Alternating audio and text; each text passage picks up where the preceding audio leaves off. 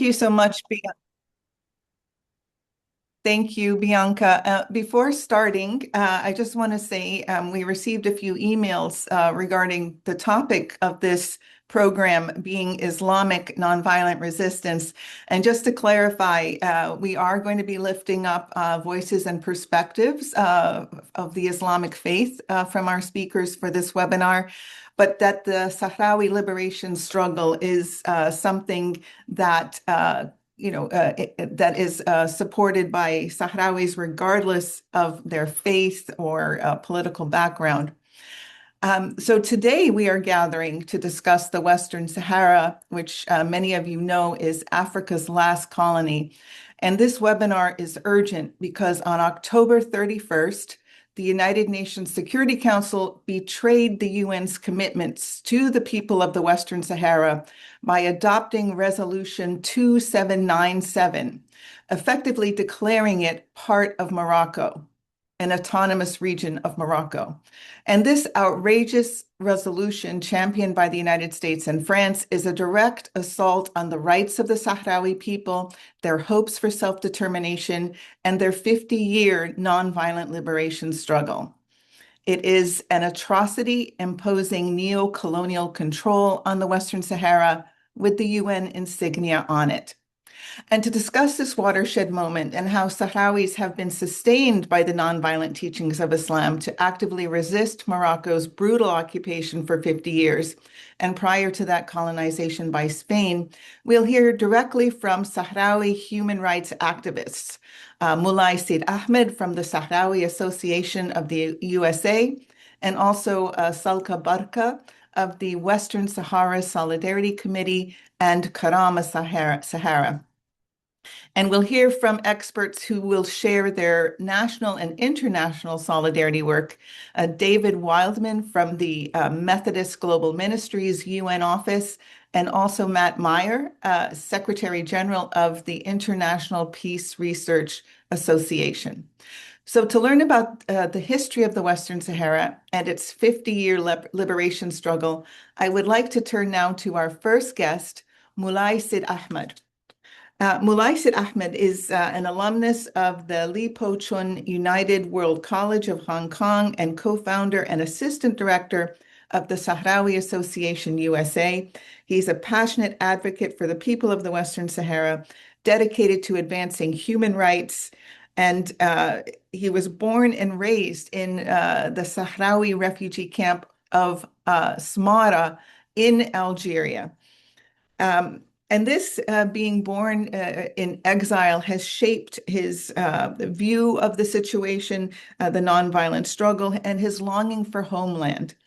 And he's played a key role in raising awareness about the struggle and mobilizing support for Sahrawi self-determination.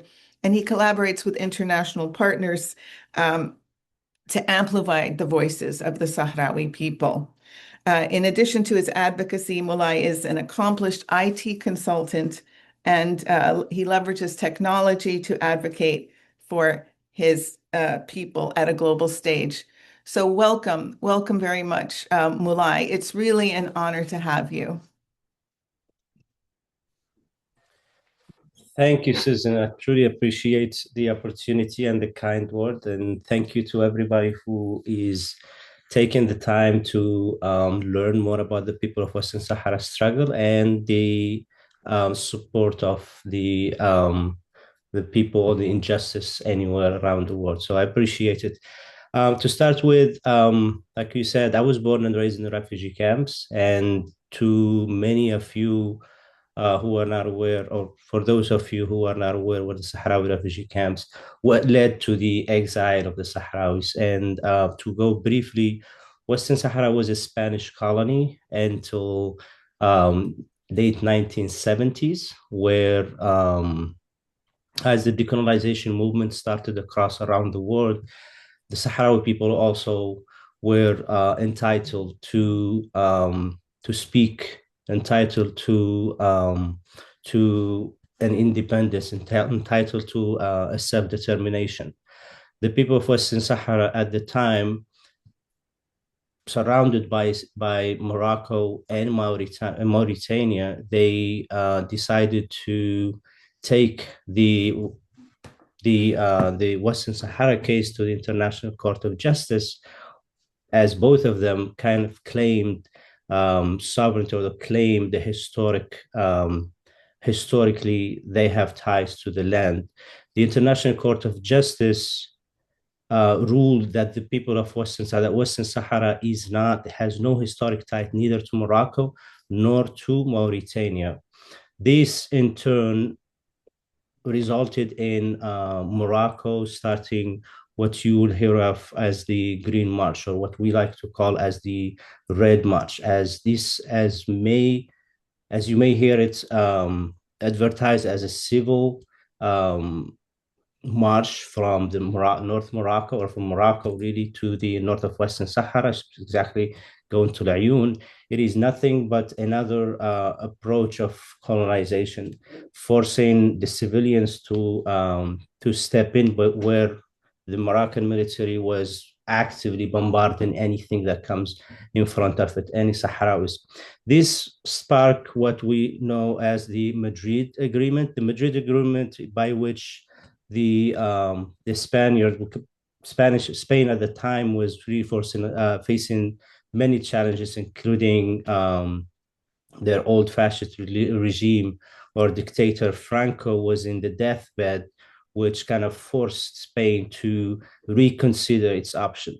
They didn't withdraw from Western Sahara because that's what they should have done. That's the right thing. But they withdrew from Western Sahara simply because of the pressure internally and the pressure also externally. When the Green March started, the Spaniard guaranteed the Sahrawis that they will protect them. That, in fact, did not happen. Many of the Sahrawi people have died during that time, and this led to what we know as the Madrid Accord, by which Western Sahara will be divided half of the north to Morocco, and half of the south to Mauritania. That's what sparked the liberation movement. That's what sparked the armed conflict. That's what started the armed resistance by what we would know as the Polisario Front. Picked up arm, and the war started. Given that, both fronts. Given that Mauritania was the weakest part here, the Polisario focused its attention mostly against Mauritania. Mauritania late in the 80s, late 70s, 79 or so, relinquished the parts that it occupied or colonized, and recognized the Sahrawis' right to their land. During this time, many of the Sahrawis were facing a very hard decision to either stay in what we know now the occupied territory, because Morocco's brutal military campaign didn't just focus on expelling Spain, but simply also to eradicate, or to eradicate and to basically wipe out any Sahrawi identity. In this form, the Sahrawis started to fear for their life. Many started fleeing the territory, for example, Laayoune, Smara, and took refugees, what they thought was a temporary refugee camps along the way. At the time, Algerians have showed their brotherly neighborhood and their intention to, since both neighbors have claimed the land, the only exit at the time was Algeria, and Algeria opened those doors for the Sahrawis to take refuge there. Now, much of the history that many don't know is that along the way for the Sahrawis to leave from Laayoune, from Dakhla, from the west of Western Sahara, they've built many refugee camps along the way, hoping that this is a temporary refugee camp, but they were bombarded. They were bombarded by the Moroccan airplanes with napalm, white phosphorus. There've been some genocide, some international banned weapons there was against Sahrawis. And the only safe haven that most of the Sahrawis have gotten was um, the Algerian side. At the time, much of the international attention was focused mostly toward the collapse of the USSR. So the Western Sahara conflict didn't get the attention needed for a decolonization movement as small or as big as it is, given that most of the neighbors around have declared independence basically from the colonizer. Um, with that, from 1990, the war continued between the Polisario and Morocco on one front until 1991. 1991 was when much of, again, the collapse of the USSR, there has been some kind of international attention or the UN intervention there to stop the war and declare some kind of a ceasefire, with the hope that the Sahrawis would have the right to vote on a referendum within the next 6 months or so. That 6 months continued and lasted over 20 years. 20 years until 2021. 2021, I believe that the ceasefire was broken. This ceasefire followed by the at the time the Trump administration, where as it was exiting, and if you recall, the Abraham Accords, Western Sahara was another forced kind of victim nation to that project. The Trump administration recognized the Moroccan sovereignty of over Western Sahara in an exchange for the Moroccan public. It's a public recognition, as Morocco have always been an ally with the Israelis. There was nothing hidden about that. But to publicly declare and recognize Israel sovereignty over Palestine, Israel right to, I guess in this case, from what we've seen, Israel rights to commit to genocide. The people of Western Sahara, as we know, have a struggle of over close to 50 years of non-violence resistance. And like you mentioned, Susan, earlier, that to top it off, and given the return of the same administration that recognized the Moroccan sovereignty, was also another, not just a blow for the international law. It is a blow to the legality and to the to truly just what the UN stand for, where powerful nation manages to break the law by introducing what it actually was built on, what they were introduced, something that goes against what the United Nations has stood up for. International decolonization, a nation that is built, that exists within the United Nations Charter as the Africa Last Colony, as a decolonization nation, yet they managed to introduce a language that will prioritize, or in my opinion, made what the United Nations wanted it to be, that Morocco proposal is a credible. We've heard that word over the years. Credible, nothing credible about it. The Moroccan government at the time and to this day, even though they have introduced that language in the latest resolution, they still have no idea or no clue what that proposal is really. So to cut it short, I was born along with other thousands of Sahrawis in the refugee camps.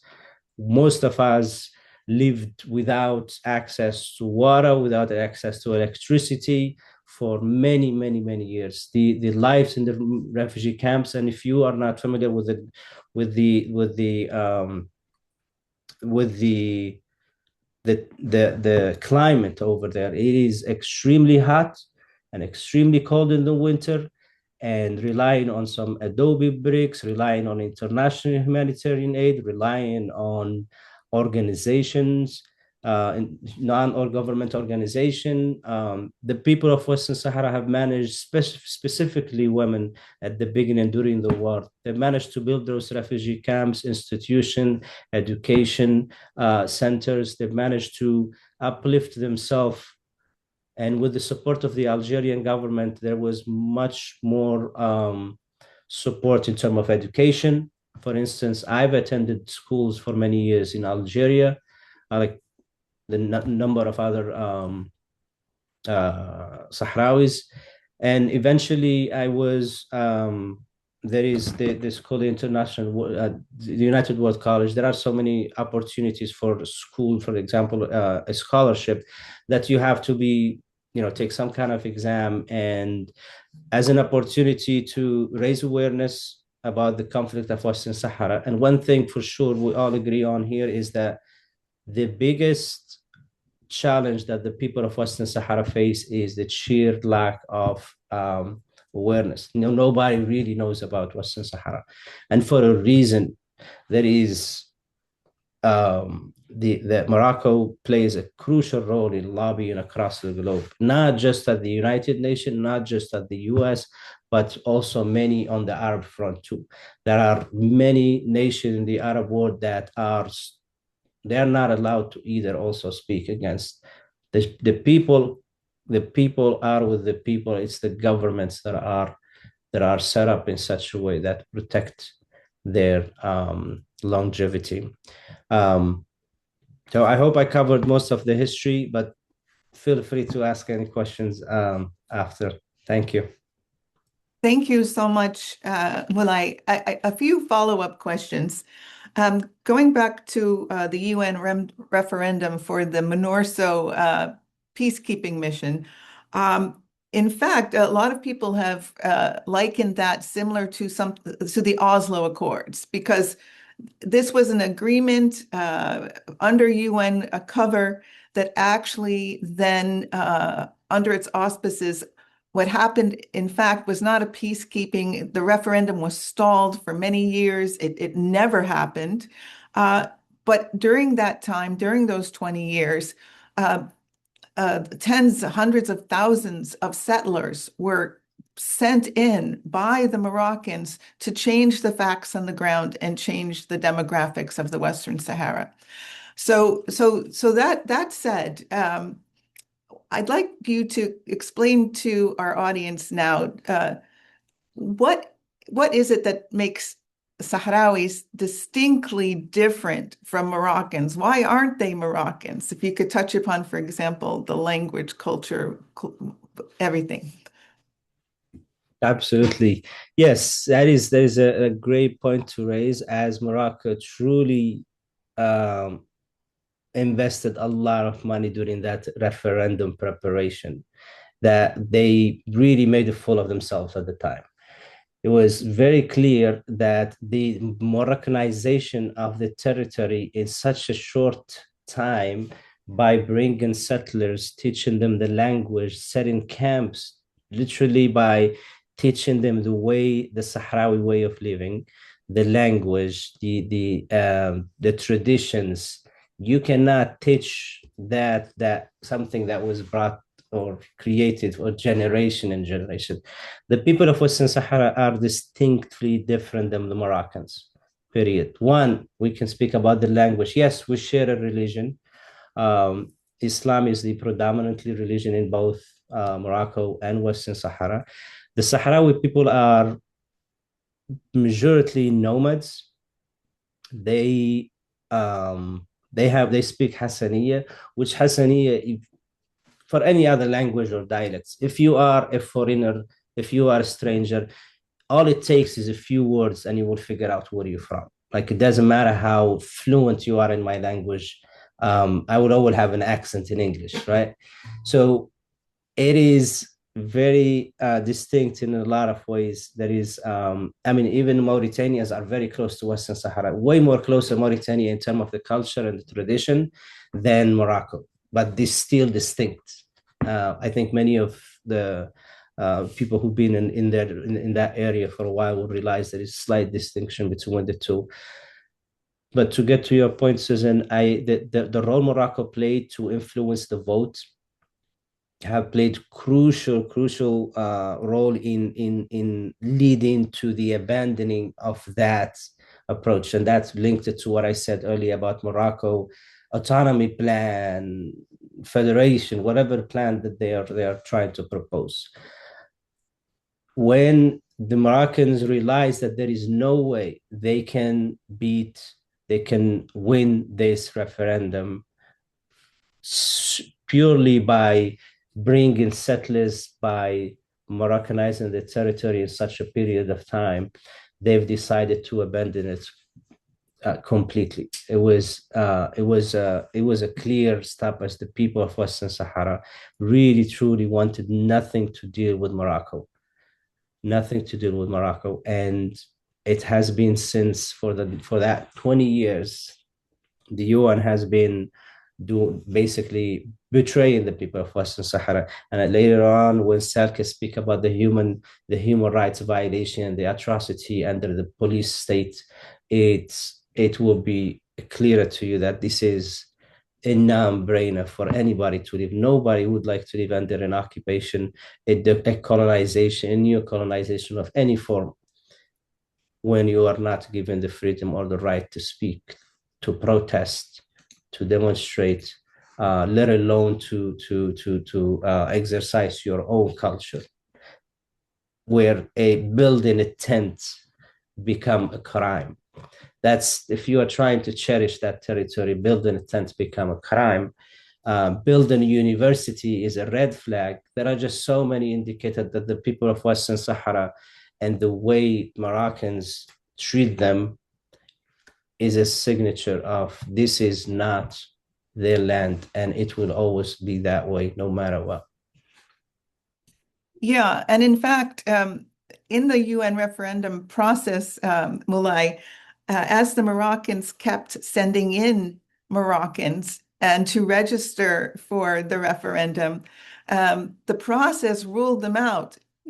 There would be two sheikhs, one from the Moroccan side and one from the Polisario side, and they would have to authenticate whether or not this person was Sahrawi based on their tribe, their clan, etc. So all of the Moroccans who were sent in were just disqualified. I mean, even those sheikhs on the so-called Moroccan side, they couldn't validate them because everyone knew.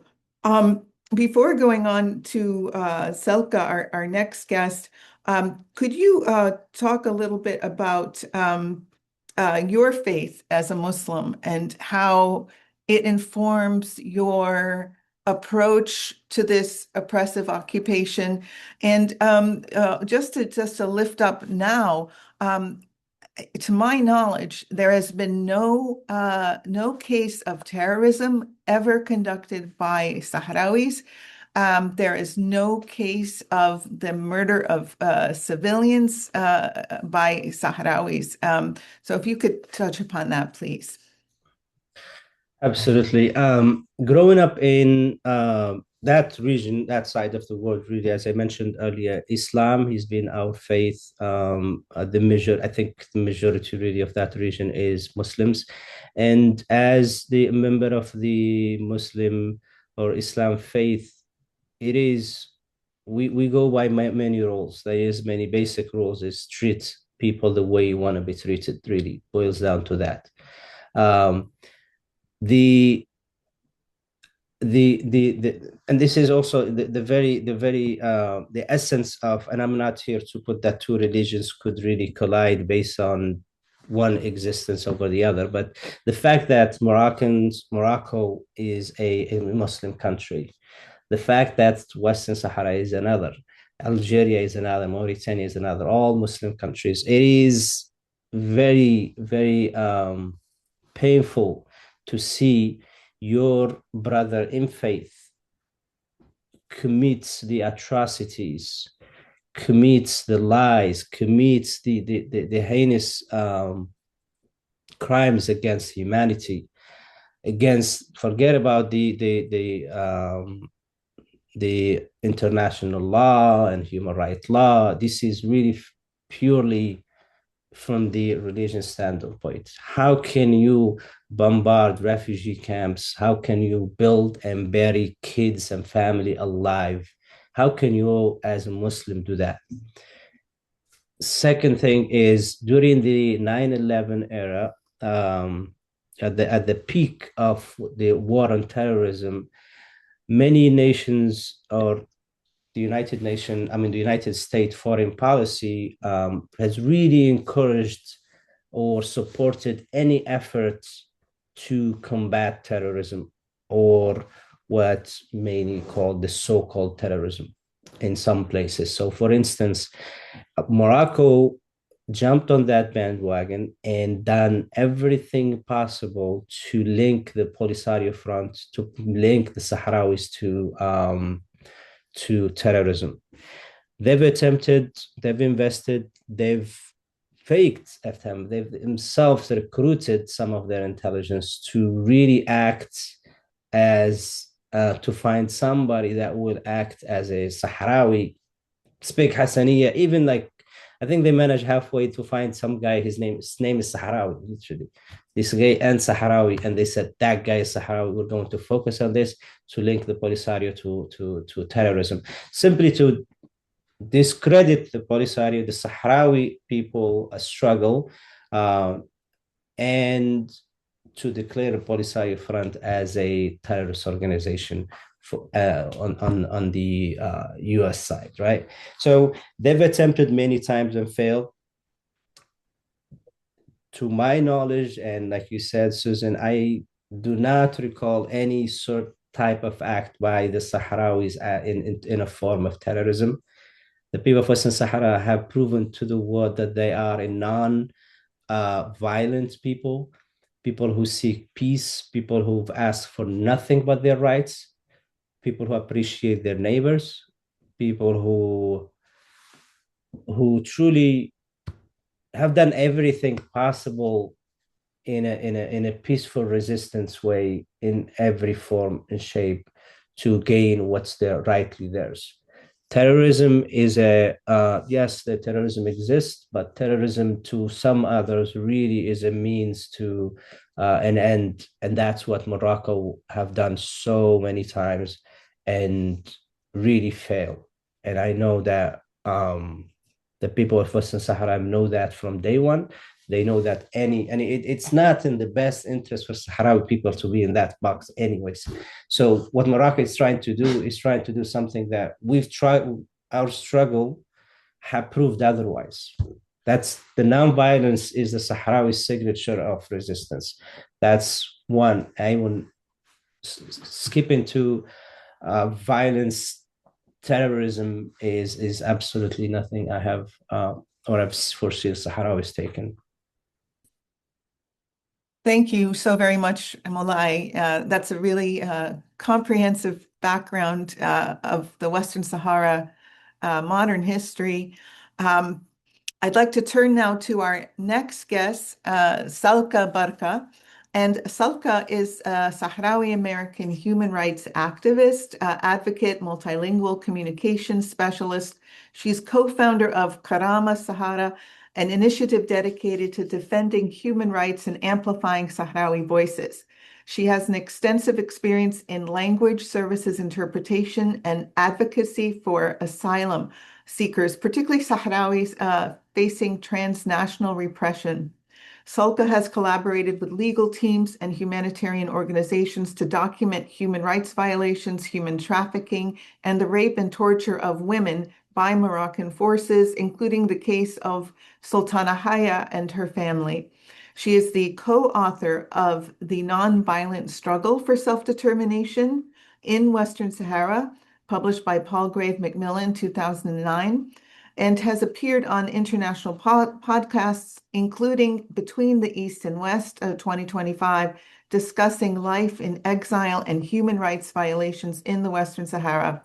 And Salka is a member of the Western Sahara Solidarity Committee. So welcome, Salka. It is really an honor to have you on the program. Um, could you start first by telling us, unlike Mulay, who grew up in the refugee camps in the Sahara, sorry, in Algeria, you grew up in El Ayoun, the capital of the Western Sahara, under occupation. And also, you were the daughter of a prominent sheikh. Could you tell us a little bit about your background? Hello, everyone, and thank you so much, Sister Susan, for having us and making this possibility to bring the Western Sahara. I was born in Layun during the Spanish colonial period, and I was forced with my family to go to exile to the refugee camps. But I was originally born in Layun and of course went and grew up in refugee camps. I have, as you said, my father was one of the sheikh or shuyukh, the tribal chiefs, that they have participated in bringing the Sahrawi cause to justice to Spain during Spain, of course, with the General Franco, and also with the Spanish government before Spain sold the Western Sahara. I do have. Uh, I do have a very good memory of the teaching of my father, like many other elder Sahrawis, and the manners of exercising the nonviolence and the teaching of being you have to practice your own faith with the daily treatment to human beings. I do. And I'm sorry if I'm a little bit overwhelmed, but I am one of these Sahrawi women who I grew up in a society that I am very proud of. They have a unique perspective of Islam as a tradition of a daily practice in our society. It's a tradition that I really practice right now in the United States, even during the Trump administration. I am practicing it of doing good every day. Good deeds is the best expression of Muslim faith in our culture. I hope I answered that short question. Go ahead if I have to say others. Oh, thank you, Salka. Well, let's jump right in on the topic of women involved in the Sahrawi liberation struggle. And Sahrawi women are all over the world advocating their cause. And also, importantly, they're on the front lines of the resistance, the nonviolent the resistance in occupied Western Sahara. And you have been part of that, following it closely. Could you share some of what has been happening? And of course, the situation with the Haya sisters is perhaps the most famous case.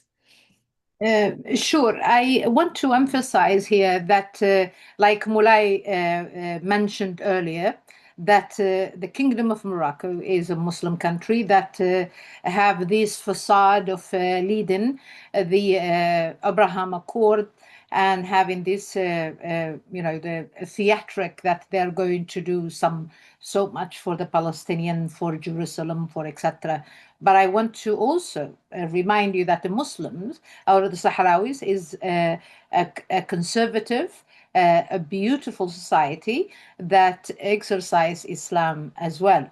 But to have the role of, or to show you the two, or the hypocrisy of the Kingdom of Morocco when they use the violence and they use torture against Sahrawi women, another a part of a Muslim nation, that it's completely contradictory to the Islamic teaching, and a man to touch a woman, let alone to sexually abuse or molest. The Sahrawi women have a beautiful history of leading the way to what we are now seeing in the Sahrawi case. Sahrawi women run the refugee camps during the First War, or the war from 1975 until 1991. They run the camps. They were the nurses, the teachers, the builders, the tailors, etc. So they built a refugee camps in a beautiful and a very well organized. In fact, I remember one of the visitors from Sweden, I believe, many years ago, said that the Sahrawi refugee camps, it's a country itself with all pillars of having a country that can stand on its own.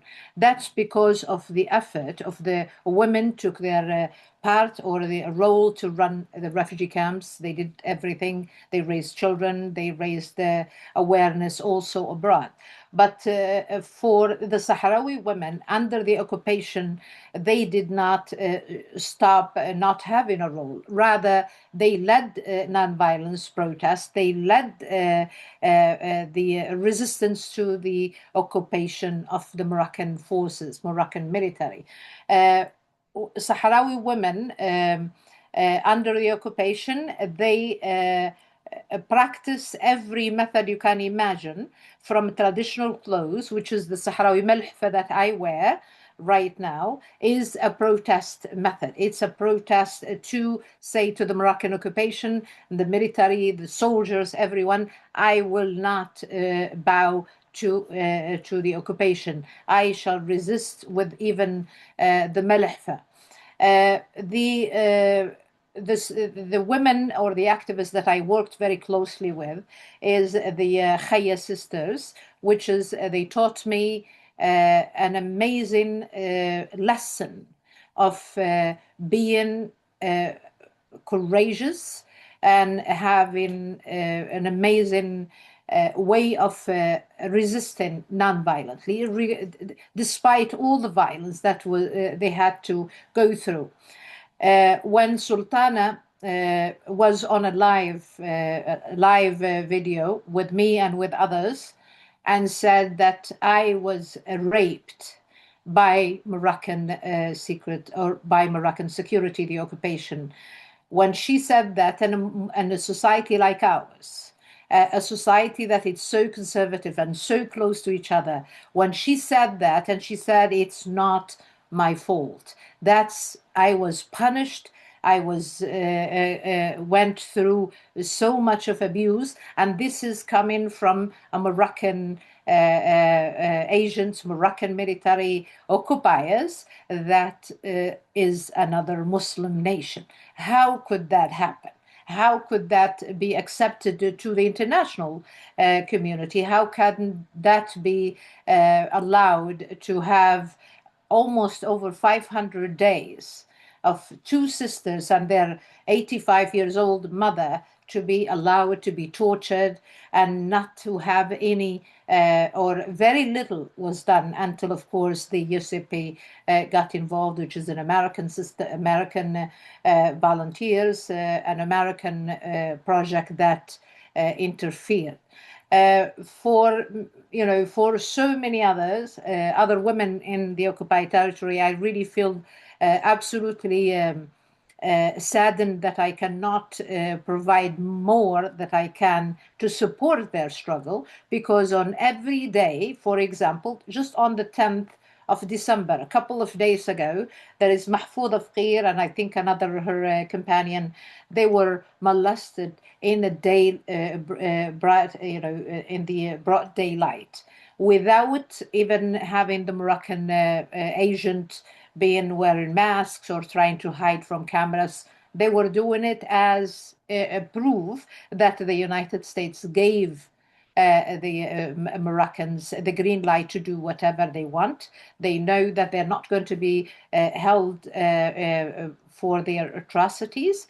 And I think it's also with the United Nations Security Council failure to uphold the international law from the October 31st. I believe that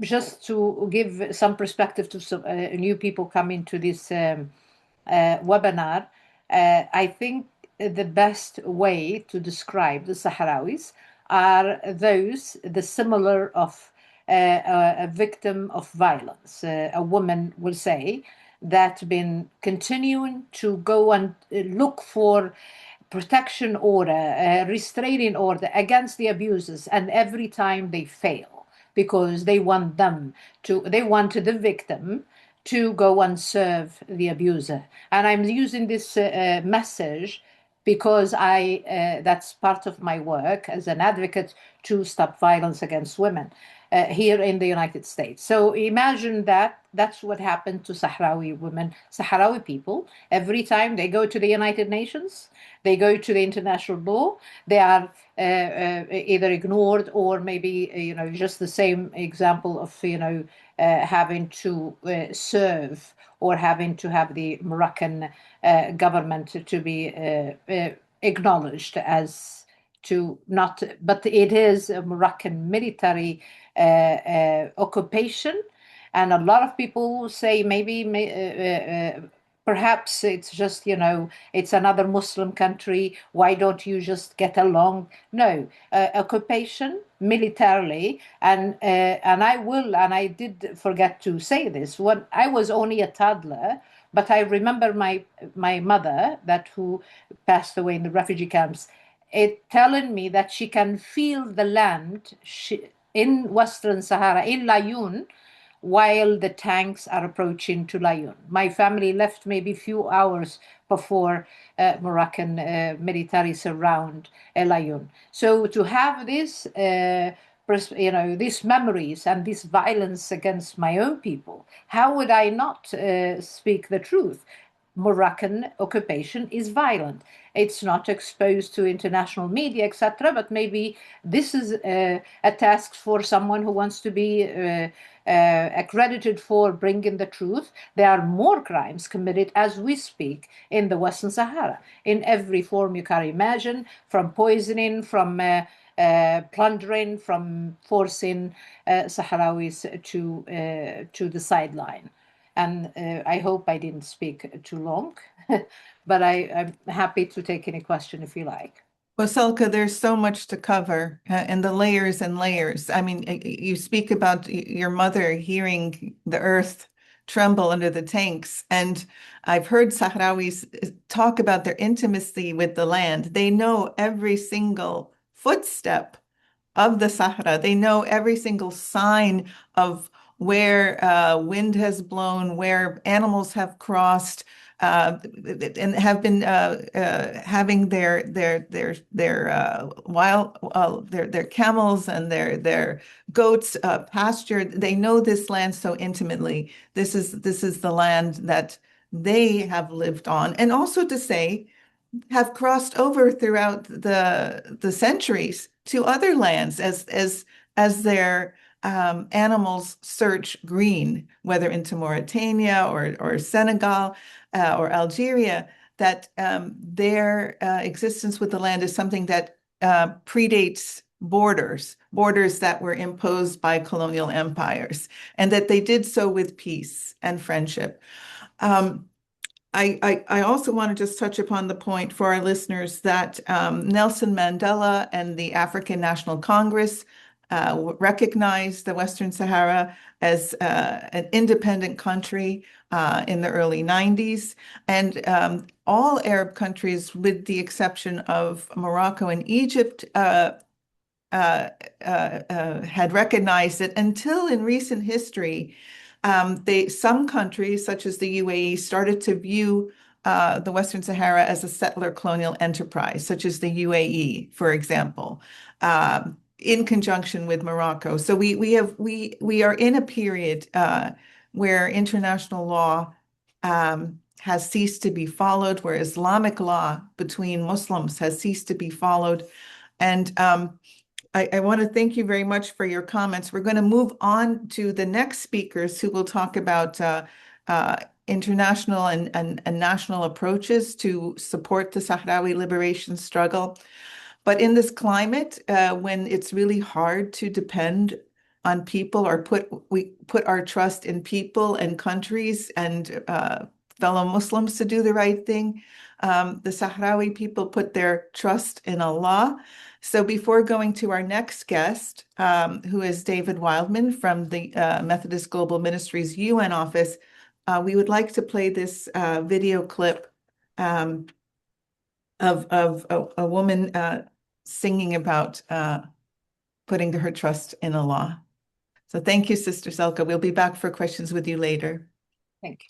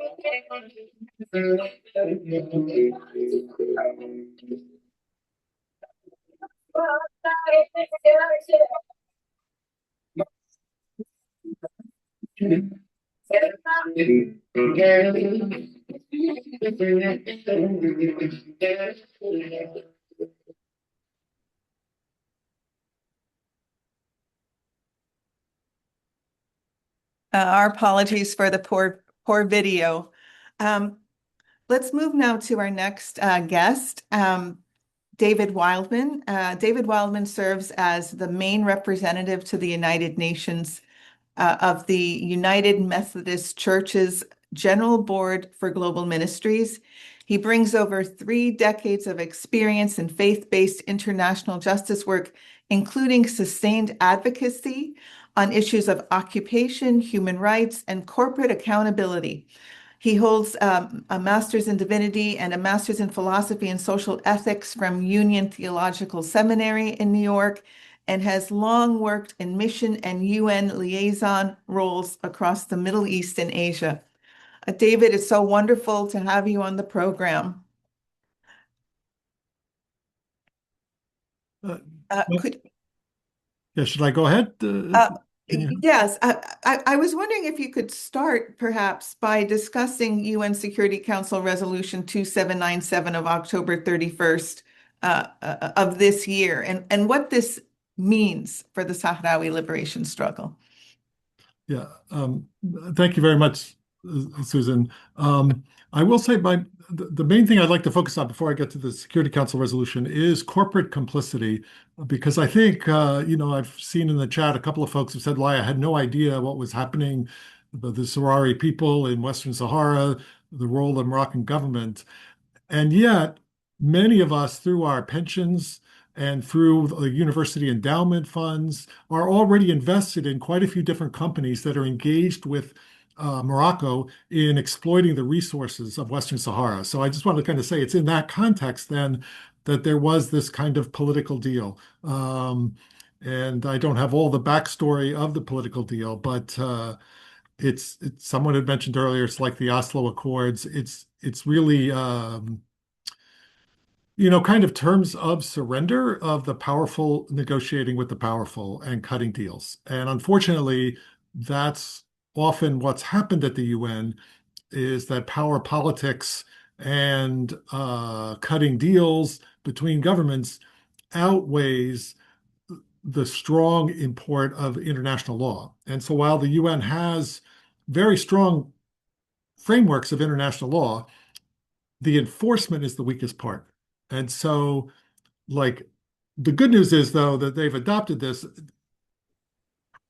That doesn't mean it's actually going to be enforced. And so I think it's up to the people. And so what I'd like to say in terms of challenging the most recent resolution in the Security Council is the same thing with South Africa, that the anti-apartheid struggle and many other struggles, it was the US vetoes and the United Kingdom and even France vetoing strong human rights-based measures around apartheid in South Africa that led civil society to say, we can't wait for the world's governments or the world body of the UN to do the right thing.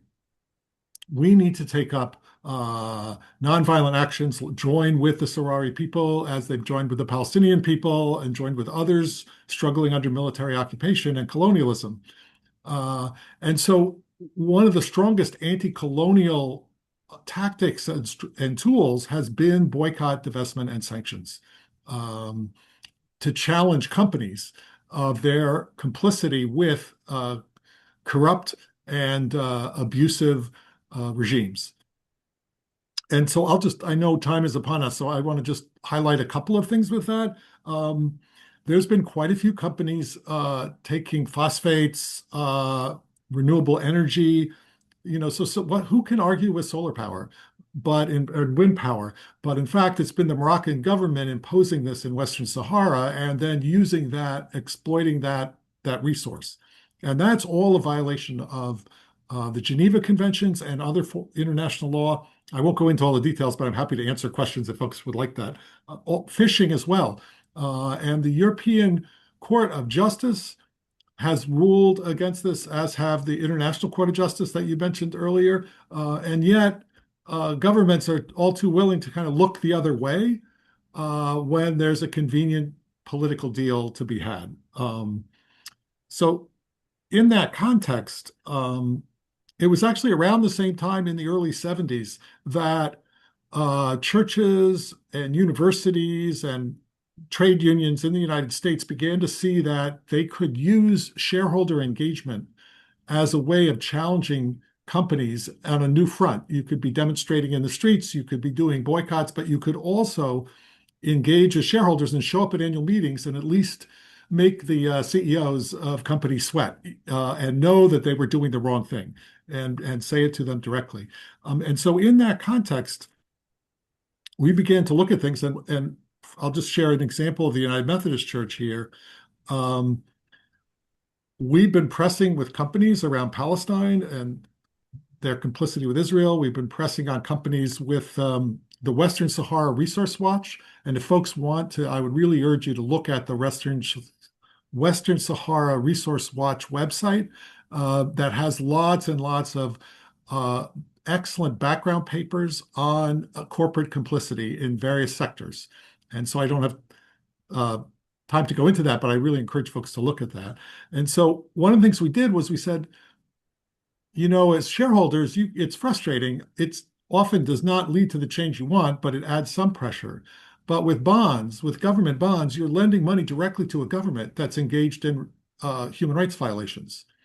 And so we began to then add to this shareholder engagement and divestment campaigns to say we should also divest from government bonds or sovereign debt. It's of states that are engaged in prolonged military occupation, which goes against the whole architecture of international law, that occupation is recognized as a temporary situation that can happen in times of conflict, but should never be beyond temporary and should be ended as soon as possible.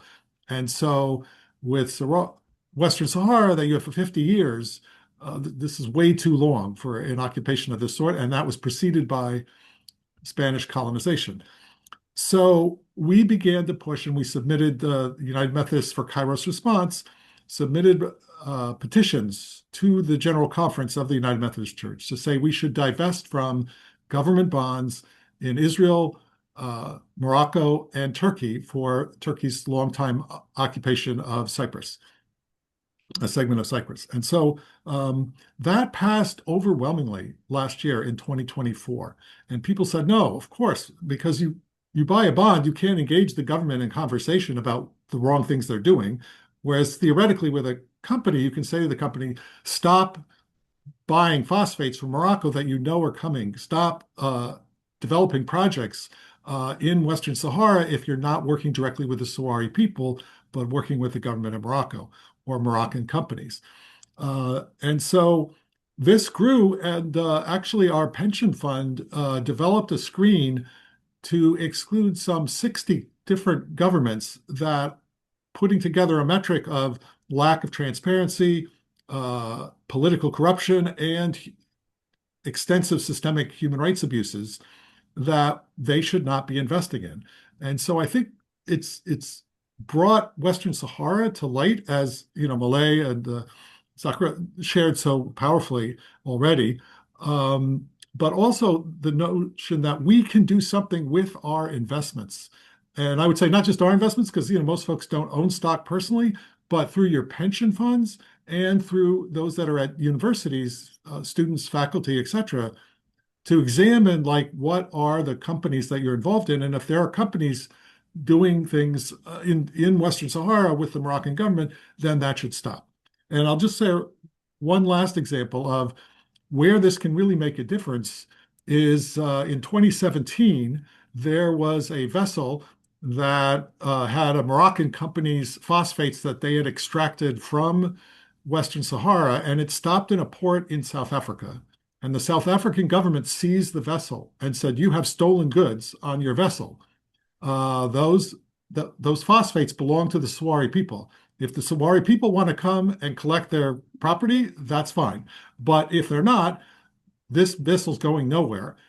So the shipping company was upset about that. And they were being charged port fees for every day that they were in the port. It stayed there for over a year, I think 370 days, and then finally was released. But the South Africans made a point of this is what every government should be doing, that if there's a ship that comes with shipments from Morocco that are sourced from Western Sahara, those ships should be seized until that property can be returned to the rightful owners, which are the Sahrawi people.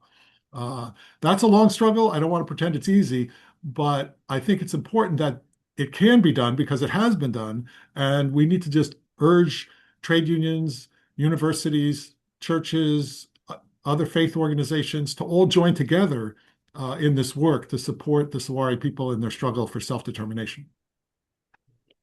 Thank you so much, David. It is a long struggle, but it's a necessary struggle, particularly as we see the international community, the UN in particular, fail miserably in sticking up for the rights of indigenous peoples. And what you're proposing also, what the Methodists have done, is intersectional, because it's also seeking to stop to divest from not just Morocco, but Israel and Turkey for their illegal occupations. And it's this intersectional approach, if we, as the people of the world, stand together, that can actually form enough of a movement to change things. For the Methodists have now this church-wide petition, and you're asking all of your churches to implement it. Any last words on how other faith-based communities and national churches, is there a list of a checklist of how to enact this? Well, the first thing I would say, and I saw Malay put in, go to the Western Sahara Resource Watch, because to get the names of companies and then begin to kind of look at what holdings do you have in a pension fund, or what holdings does your university have, or your local congregation in investments, and then begin to ask questions of those companies. But then in terms of government bonds, look at the bond holdings, and are there bond funds. Now, a lot of small investors are not going to have bonds, Moroccan bonds, but large investors will often have government debt as one of the categories of investment. And money managers, the folks on Wall Street, don't usually want to ask any human rights questions at all on any issue at any time. So it's a big push on them to say, how are you vetting these government bonds that you're buying? And so it's a slow process, but if folks are interested, please be in touch with me. I can put my email in the chat. But yeah, it's start with like the transparency of like what are the investments of your institutions as well as individually, and then move towards how to kind of engage the folks making those decisions, whether it's trustees or money managers, et cetera. And sometimes it's not just personally divesting, but you can push money managers to say, you guys shouldn't have any of your clients investing in Moroccan government bonds or Israel government bonds or Turkey. Thank you so much, David. I wish there were a workshop on this. I think you'd have a lot of people register. We're going to go to our next guest, Matt Meyer. But if you could please hold on, David, I'm sure people will have questions for you. So at this point, we'd like to welcome our final guest. And before bringing on Matt Meyer, just to say, unfortunately, our guest Najwa was unable to join us today, and she had someone she has someone ill in the hospital. So we send her our best and hope that we connect with her in the future. Matt Meyer is the author of numerous books on resistance and social change, chiefly published by PM Press and Africa World Press. He's the Secretary General of the International Peace Research Association and a Senior Research Scholar of the Resistance Studies Initiative and a board member of the A.J. Muste Foundation and also of Waging Nonviolence. And he's a member of the International Fellowship of Reconciliation Africa Working Group and a former co-chair of FOR USA. So Matt, it's wonderful to see you again. Thank you so much for joining us. You have been working on the grounds with Sahrawi people all over the world. Can you tell us a little bit about what you're up to and what we can look forward to connect with Sahrawis in the future? Yes, thank you, Susan, and thank you, Fellowship of Reconciliation and Nonviolence International. Let's just first say salam alaikum, shalom, peace to all of you. And I'll just say one other thing before getting directly into your question. I am so honored and thrilled to be as part of this webinar, a little bit of a latecomer because I just got back into the U.S. and saw this amazing announcement from our colleagues. But to hear directly from our especially Sahrawi representatives here is thrilling. But also to follow my old friend who I haven't seen for years, David Wildman. So you have, both this focus on Muslim nonviolent resistance, but then you have this Christian, and I was born and raised Jewish. So you have the Abrahamic traditions here in this webinar saying we're not really looking at theology. We are really looking across ideological, religious, cultural, and geographic lines to say we must increase, intensify, build the solidarity movement to free Western Sahara. And so I'll talk about the underground stuff. But I guess the other thing to say, there was something in the chat a few minutes ago about someone saying, well, I have to leave now. I'm so sorry. Thank you so much. I didn't know any of this, and I'm so ashamed. And I think we need to be very clear with one another at this moment in organizing to not be ashamed. There is a very well-constructed and extraordinary network, multi-million, maybe multi-billion-dollar network, to keep us not knowing about Western Sahara. And so it's not about being ashamed. It's about recognizing where we're at as a solidarity movement and as a freedom movement, and to say our role is not to feel bad we didn't know about it, but now that we know, to do something, anything, the next steps. And so I will throw some things into the chat, including information about me, little mini bios. And there's a lot of stuff in the chat already with really useful information.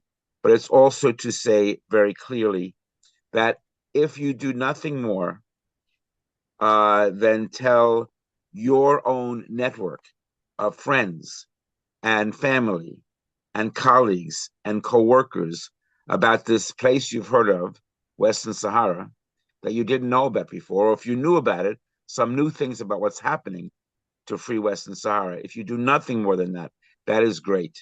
If you do nothing more than make sure you get on the mailing lists of these organizations, and by these organizations, I mean not only the Western Saharan resource organizations and solidarity campaigns that people have spoken about, but also FRUSA and Nonviolence International, then you will be plugged into a network that needs now to build more intensively than ever.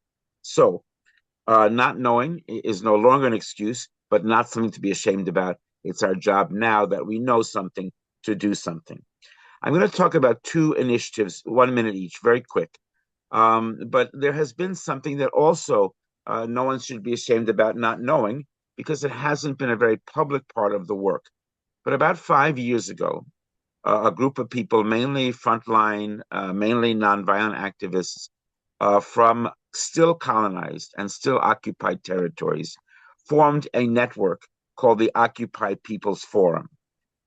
It had made a decision, Occupy People's Forum, to be mainly led by people under current occupation and to have a small number of solidarity activists. I am able to be one of those people, and really begin doing independent internal work in terms of cross conversation, strategy, and tactics.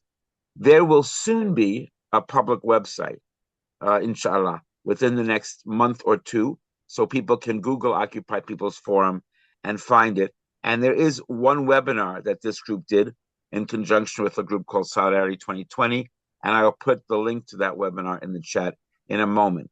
But the Occupy People's Forum does something that I think we're doing here, and many of us do in different ways, connecting the struggles of still occupied people. So though it is often said that Western Sahara is Africa's last colony, and that's true to an extent, we also have in this network Ambazonia, or Southern Cameroon, and the largely nonviolent struggle to free that territory within the Cameroonian. We also have leaders from Palestine and Puerto Rico, from Kashmir and Kurdistan, from Western Sahara and West Papua, from Ambazonia and Tibet. So chiefly those eight peoples come together in this Occupy People's Forum. And we just had a very major in-person, mainly there's no in-person because it's hard to get, number one, all those people together, and number two, anywhere on the planet that will allow all of those people in. Because you've got these people who don't want to let these guys in, but will let those guys in. And we're really saying colonialism is the problem. Settler colonialism is the problem. Not the only problem. But the fact of the matter is to look across ideological lines, across theological lines, across geographic lines, and say colonialism still exists in the 21st century and must end now. In addition to looking at the webinar, please know that Occupy People's Forum also has, fairly recently, a fiscal sponsor. And our fiscal sponsor is Nonviolence International. So there's another reason to love Nonviolence International and to stay in touch with them. The last thing I want to say is this. A number of us, including just recently, I was on a webinar with Steve Zunis, whose name has come up in the chat, and also Bill Fletcher, who is the head of a significant U.S. campaign, bipartisan, Democrats and Republicans around Western Sahara, and some other folks, to pull together what will be the second summit in the refugee camps in Algeria on the border of Western Sahara to look at increasing international solidarity.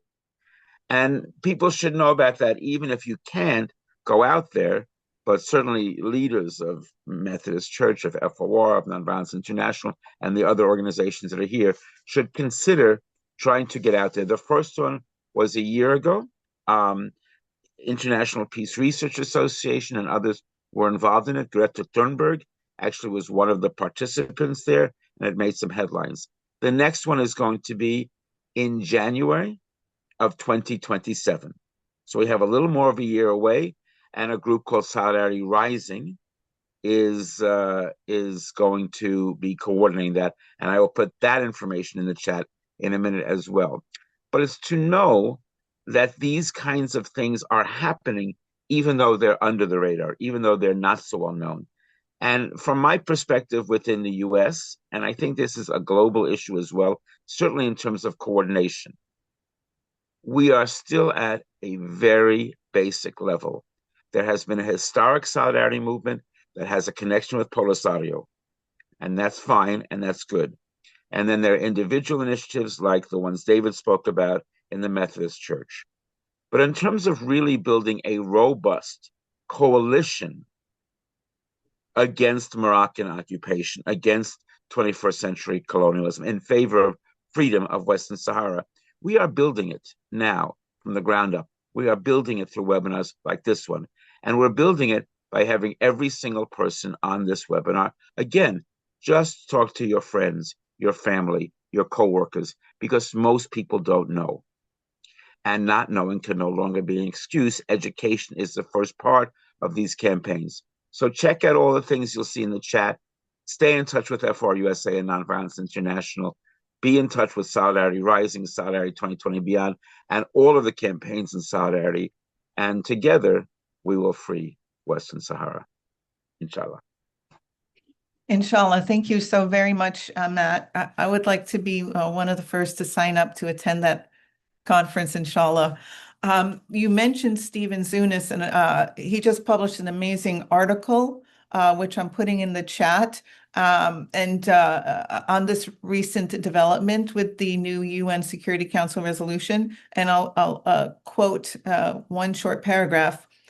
To fully accept Morocco's autonomy plan would mean that, for the first time since the ratification of the UN Charter 80 years ago, the international community would be formally recognizing the expansion of a country's territory by military force, thereby establishing a very dangerous and destabilizing precedent to the benefit of the likes of Vladimir Putin and Benjamin Netanyahu. So this is the state of the world today. I'm going to pass it now to my colleague, Bianca Alfonso from Nonviolence International. She's going to talk a bit about the Q&A process. Bianca. Thank you, Susan. Well, before, I know that we're already over time, so I really want to thank everybody for hanging on there. I think we're all learning so much about this struggle. And with so many resources posted in the chat, we will get together NVI, Infor, and the Western Sahara Solidarity Committee to get all the resources that were posted in the chat, get them together in a document, and also put some other resources on there. We had a Q&A from David for documentaries. He said he learned a lot about Palestine with documentaries. We know that people like to learn in different ways, so movies, documentaries, articles, music. So we will get a document so that we can send it out via email to everybody who registered with the recording of this webinar. And I think that can be very useful. So David, we will, instead of addressing the documentaries you asked for here, we will be sending out a list briefed by everybody via email. I hope that's okay. But we would like to open up for a few questions if anybody has any. So please feel free to raise your hand, and we encourage you to ask your questions out loud, either directly to one of our speakers or just to leave it open for any of our speakers, whoever is more fond of answering that question. Thank you, Bianca. The first question we have from the chat is, for Palestinian documentaries have helped me learn more, like 1948, Creation and Catastrophe. Are there any for Western Sahara that you can recommend? So that's a question for Salka and Mulay. Yes, actually, we have plenty of documentary very similar to what you were, what the question was about. I believe that Children of the Clouds is one of the most recent. It's, I believe, directed by Javier. I forgot the last name. Anyway, and also there is 3 stolen cameras about this, but there are other videos or other documentary about the war and Modrega bombardment, like the genocide in Modrega and in Itifariti. There are a few in Spanish subtitles. I will be happy to collect so many, but I think we have also I think another one is Still Waiting for, I think it's directed by Yara Lee. It's magnificent. It's really a good a good thing to understand the entire referendum and waiting for the uncertainty of the 30 years waiting for the ceasefire or the referendum to take place. Thank you very much, Selka. Also, what comes to mind for me is Democracy Now! Published 4 Days in the Western Sahara, which is an excellent documentary. If I can just say quickly, I love Democracy Now! And I love very much my brother Stephen Zunis, but I also love the fact that part of our work has to be to help promote the voices of Saharan activists themselves.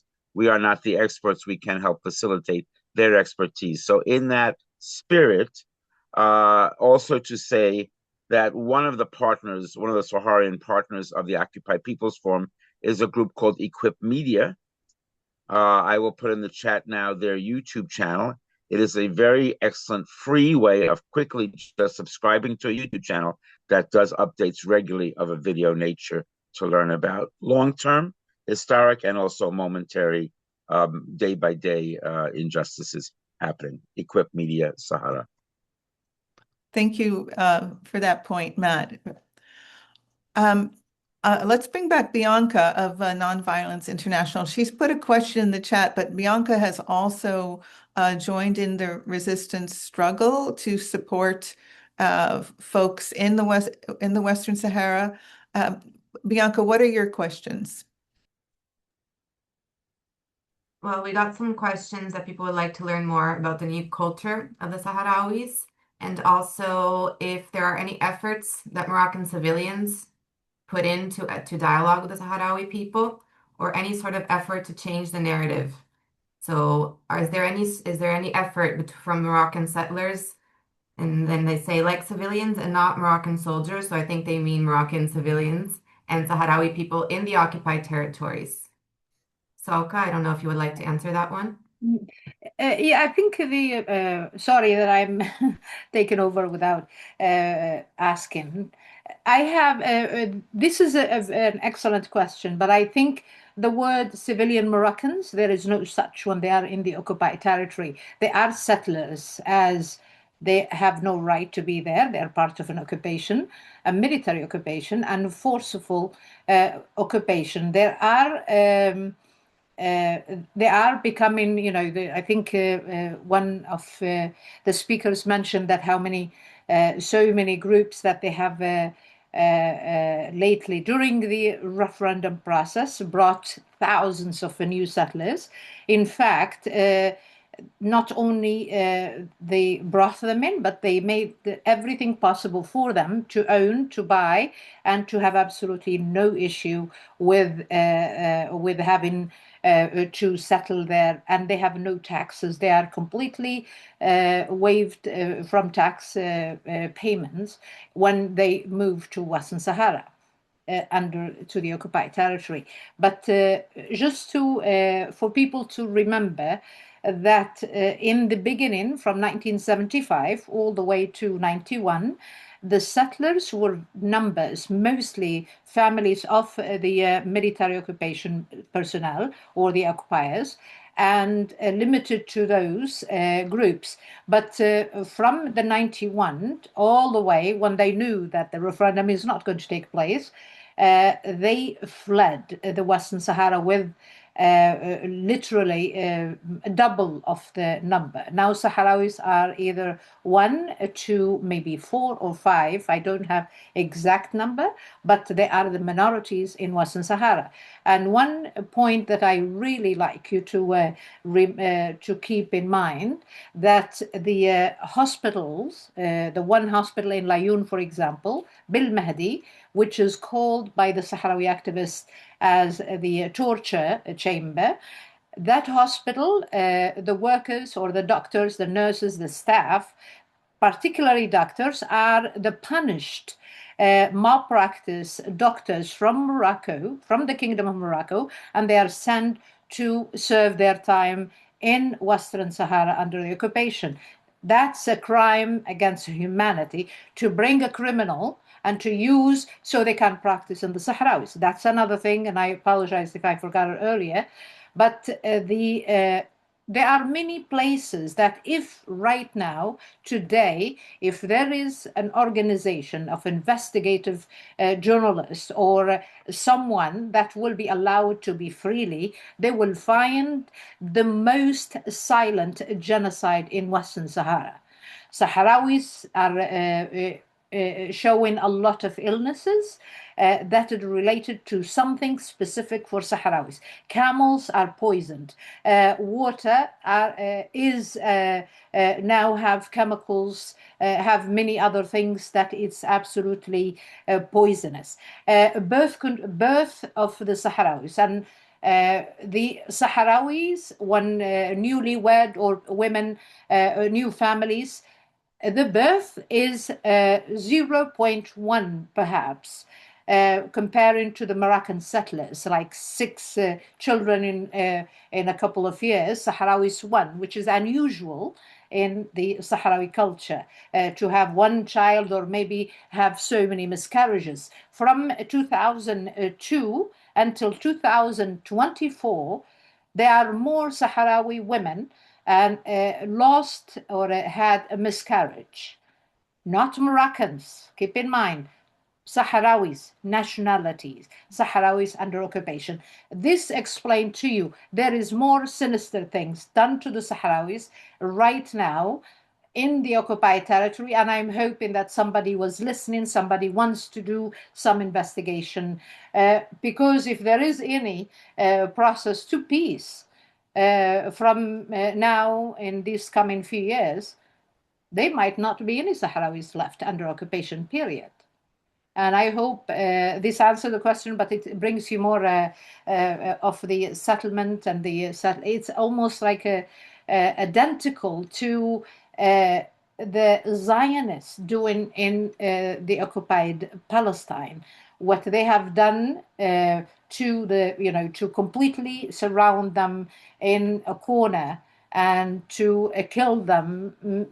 They're doing very similar, but in a different way, but the same technology, the same weapons, the same things that is Israeli made, Turkish made, which is when you brought the word Turkey. They are the one who supplied Morocco with the drones who killed so many civilians, including Mauritanians and Algerians and the border civilians. None of them was military or Polisario liberation personnel. So I hope I didn't take too much time, but I just want to clarify this and explain it. Thank you. Sister Selka, thank you so much. We have gone over. I have one last question, though. If you could answer it succinctly. We have a situation in the Western Sahara with this settler colonial project creating facts on the ground, which is very similar to, as you just mentioned, the situation in Palestine. From a religious perspective, an Islamic perspective, what do the Sahrawis want to do now with the situation of so many Moroccans in the Western Sahara? If you could answer briefly, and inshallah, we can continue this conversation another time. I hope I can make it short, but the Sahrawis under the occupation, they're literally choked with so many settlers. And keep in mind, for the entire 50 years, Sahrawis never bothered, never touched any civilians or any Moroccan settlers who are not participating in violence against the Sahrawis. So They were their neighbors. They did help them if they need to. But right now, I think it's a dire situation that the Sahrawis becoming so minority, so abused in public without even hiding it. I don't know if there will be any solution unless if the international organization, journalist, someone wants to make their name to get involved and investigate and expose what's happening to Sahrawis. So they're completely forced out of their homes, and to keep in mind that a lot of land is being sold to some people from the Gulf, and I particularly United Arab Emirates, Qatar, Saudis, etc. So the same thing is happening. The Emiratis and all this, they're all over the place, and I don't know how you can remove, like you said before, the Sahara is in our soul. It's a part of who we are. The land, even if it has nothing, it's ours, and you can't remove it, and you can't. But I don't know how much can we expose the Moroccans trying to eliminate the existence of Sahrawis. But I think you also mentioned to me in a previous conversation that you are very happy to live in coexistence and peace with Moroccans, just as long as everyone has equal rights.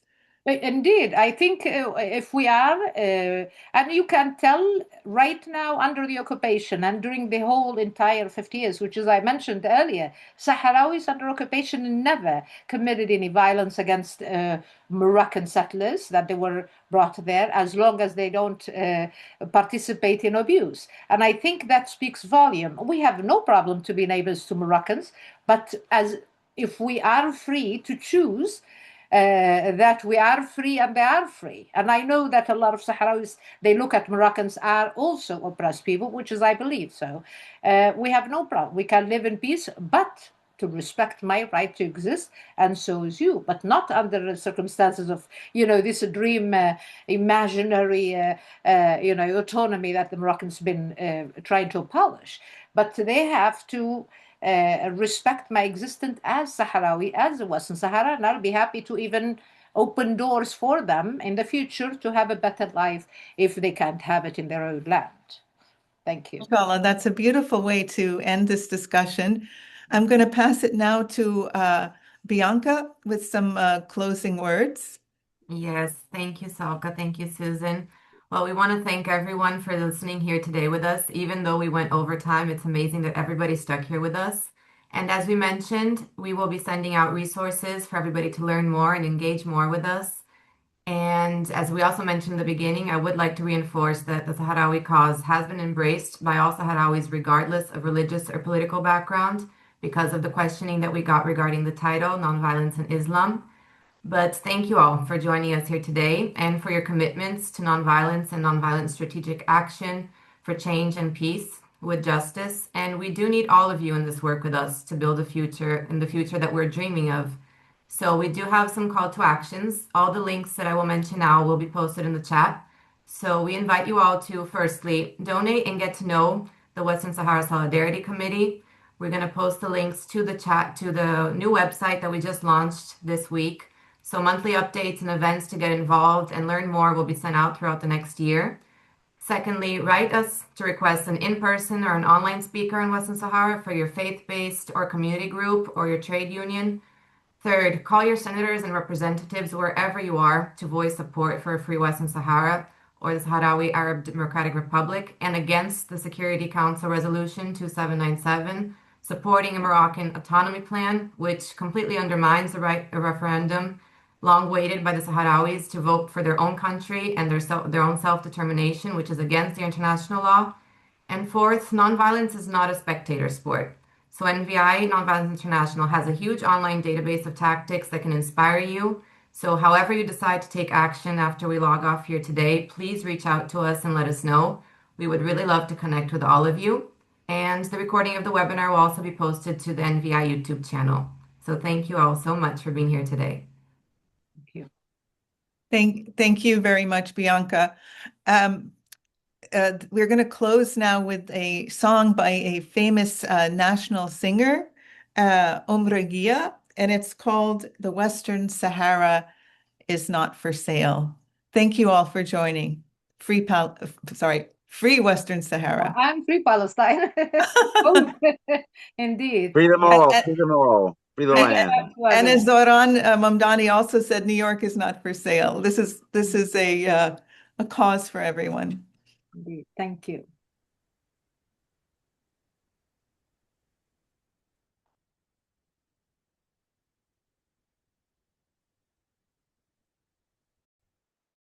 I think Adrian will try to share the song for us. There we are. We will also post a link to the video.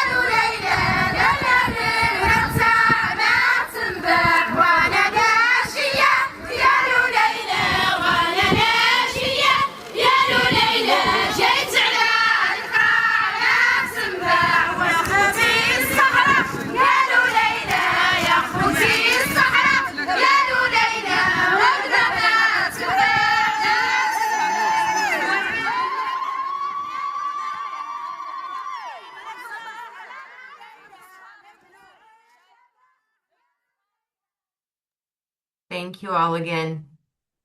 Bye-bye. Have a great day.